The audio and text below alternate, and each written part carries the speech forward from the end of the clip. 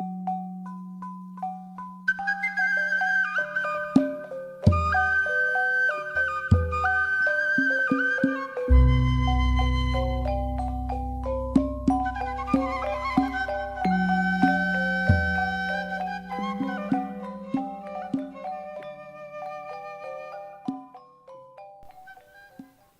everybody, Assalamu alaikum and Salam Sejahtera. I'm Jonathan Cantor. I'm a professor of psychology here at the University of Wisconsin, Milwaukee, in the United States. And this is my student Ajang. Halo semuanya, nama saya Ajeng Puspitasari, mahasiswa S3 di bawah bimbingan Dr. Jonathan Cantor. We've been working for the last 4 years together on learning about effective psychotherapy for depression and how to train others in psychotherapy for depression as effectively as possible. And we're very excited because we're going together to Jakarta on June 12th, 13th, and 14th to give a workshop to clinicians in the area on what we've been doing. We've been working with Ibu Cassandra Putranto, Dari Ikatan Psikologi Klinis, and we've been collaborating with her and her clinic to organize this workshop and try to bring what we've been doing to Jakarta. Anything you want to add? No, I think that sounds good.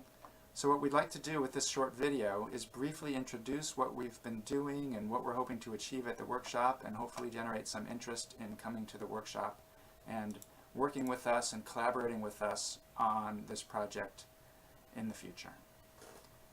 So I want to talk a bit about treatment for depression. I've been doing treatment for depression over my entire career for the past 17 or so years, and I've learned a lot about working with depressed clients, and I have great empathy for working with depressed clients, and I really care about my clients, and I really care about this issue, and I really want to help as many people as possible with this. And so imagine one of your depressed clients right now. Imagine, say, a woman who is 30 years old, she has a few kids, and she's been a pretty productive member of her family and her community in the past, but now she's fallen apart. She comes in, she feels hopeless, she feels despair, she's lost all joy for life and for her family. She stopped doing the things she used to do. She stopped spending time with her family and friends. She stopped going to the mosque. She stopped doing everything that's important for her, and she feels suicidal, and she wants to kill herself and maybe also kill her 2 kids with her. Something like this. Do you have clients like this? I'm assuming this is a fairly typical client for many of you. So the question, of course, is what do you do? How do you help this woman? How do you help clients like this? And I'm assuming that all of you have techniques that you use that you hope work, and sometimes they work and sometimes they don't. And what Ajang and I have been doing over the past 4 years is learning about what are the most effective ways to treat depression, and what's the most efficient way to treat depression, and what's the easiest way to train others to treat depression. And this is really what we've been working on. So one of the things we've been doing here in our work together is trying to make behavioral activation really cross-culturally sensitive. And so we've spent a lot of time working with different cultural communities. I've been working for the past several years with my students with the African American community here in Milwaukee. We've also done some work with the Muslim community in the United Kingdom. We've also done some work with South Americans in South America. And more recently, we've been working with the South American, Latino, Mexican community here in Milwaukee. And we've been doing a project in the Latino neighborhood here in Milwaukee in which we trained therapists at a clinic that served the Latino community. We trained them in behavioral activation, and all the treatment was done in Spanish, and it was with a very culturally specific Latino community. And Ajam, you're going to tell a little bit about what we found. Dan tahun ini akhirnya kita menyelesaikan penelitian tersebut. Hasilnya menunjukkan bahwa untuk penderita depresi yang lebih parah, kita temukan bahwa penderita depresi yang menerima behavioral activation setelah diukur dengan Back Depression Inventory, mereka menyatakan bahwa symptoms depresi mereka turun setelah menerima behavioral activation treatment dibandingkan dengan penderita depresi yang cukup parah yang hanya diberikan psikoterapi biasanya yang kita sebut treatment as usual. Kita temukan bahwa penderita depresi yang menerima behavioral activation memberikan data depresi yang lebih rendah. And another study, we didn't do this next study, but another study we'd like to briefly mention was done by David Eakers and his colleagues in the United Kingdom. And the thing we like about this study is that he trained nurse practitioners to do behavioral activation who had no previous experience delivering mental health treatments at all. He trained them pretty quickly to do behavioral activation, and then they delivered the treatment in a primary care setting. And you can see on the graph here that they essentially have the same results that we did in our study. They have a nice reduction in depression on the BDI from pre-treatment to post-treatment, whereas the usual care group, which just got typical primary care treatment, which is medications, didn't do nearly as well. And one other thing we'd like to mention is that there's been a group of researchers here in the United States that are actually studying how behavioral activation changes people's brains.